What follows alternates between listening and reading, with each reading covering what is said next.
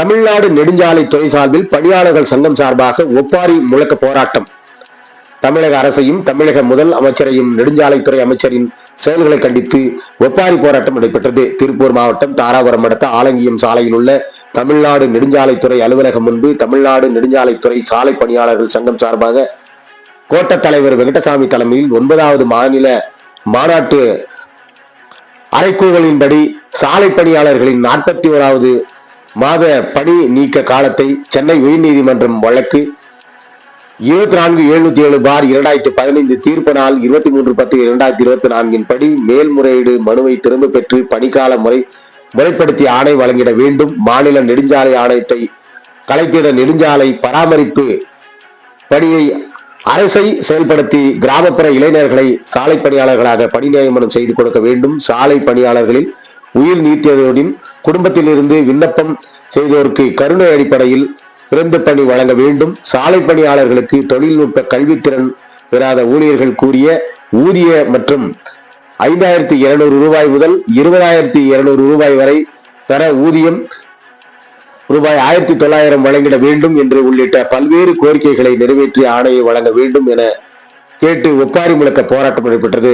இதில் மாநில தலைவர் பாலசுப்ரமணியன், கோட்ட இணை செயலாளர் மணிப்பொலி, கோட்ட செயலாளர் தில்லையப்பன், தங்கவேல், பொன்னரசு, செல்வரகுமார், ஜெகதீசன், மேகலிங்கம், செந்தில்குமார், அமரசராஜ், சிற்றரசு, சிவரரசு உள்ளிட்ட 50க்கும் மேற்பட்ட நெடுஞ்சாலைத்துறை சங்க பணியாளர்கள் கலந்து கொண்டு ஒப்பாரி முழக்க போராட்டத்தை பதிவு செய்தனர் என்பது குறிப்பிடத்தக்கது.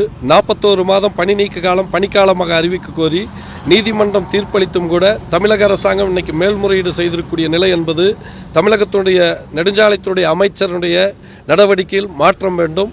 41 மாதம் பணி நீக்க காலத்தை பணிக்காலமாக மேல்முறையீடை திரும்ப பெற்றுட்டு வழங்கணும். சாலை பணியாளனுடைய ஜீவாதார கோரிக்கைகள் கருணை அடிப்படையில் பணி நியமனம் என்பது 20 ஆண்டுகளாக நெடுஞ்சாலைத்துறை கொடுக்காமல் இருக்கக்கூடிய சூழல் என்பது இருக்கிறது.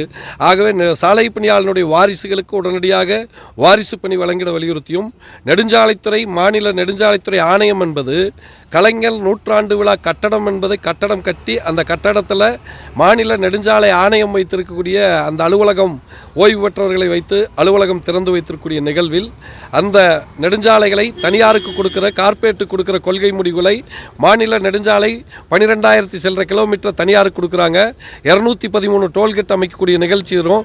ஆகவே தமிழக அரசாங்கம் உடனடியாக அதை கைவிட வேண்டும். தமிழக அரசை ஏற்று நடத்த வேண்டும்.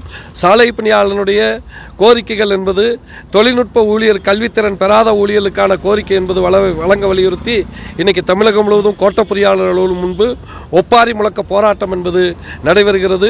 கோரிக்கைகள் நிறைவேறாத பட்சத்தில் வருகிற 27/1 ஜனவரி மாதம் 27ஆம் தேதி கண்காணிப்பு பொறியாளர்கள் முன்பு மண்டல அளவில் பறை இசை முழக்க போராட்டம் நடத்துவதுன்னு சொல்லி முடிவெடுத்திருக்கிறோம்.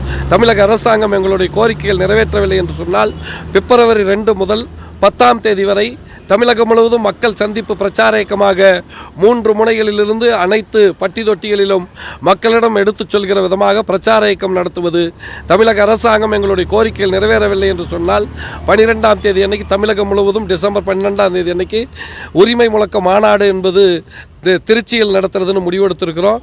கோரிக்கைகள் நிறைவேறாத பட்சத்தில் இந்த அரசு எங்களுடைய கோரிக்கைகள் நிறைவேற்ற வலியுறுத்தி பிப்ரவரி 17ஆம் தேதி அன்னைக்கு தமிழகம் முழுவதும் இருக்கக்கூடிய சாலை பணியாளர்கள் நெடுஞ்சாலைத்துறையுடைய அமைச்சர் இல்லம் முன்பு கோரிக்கைகள் நிறைவேறும் வரை காத்திருக்கிற போராட்டம் நடத்துவதென முடிவு செய்திருக்கிறோம்.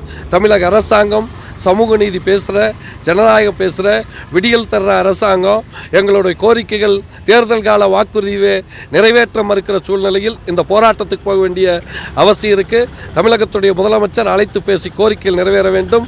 தொடர் போராட்டம் என்பது தமிழகம் முழுவதும் சாலை பணியாளர் நடத்துவோம் என்பதை இந்த நேரத்தில் எச்சரிக்கையோடு தெரிவித்து தமிழ்நாடு நெடுஞ்சாலைத்துறை சாலை பணியாளர் சங்கத்துடைய மாநில தலைவர் எம். பாலசுப்ரமணியன்.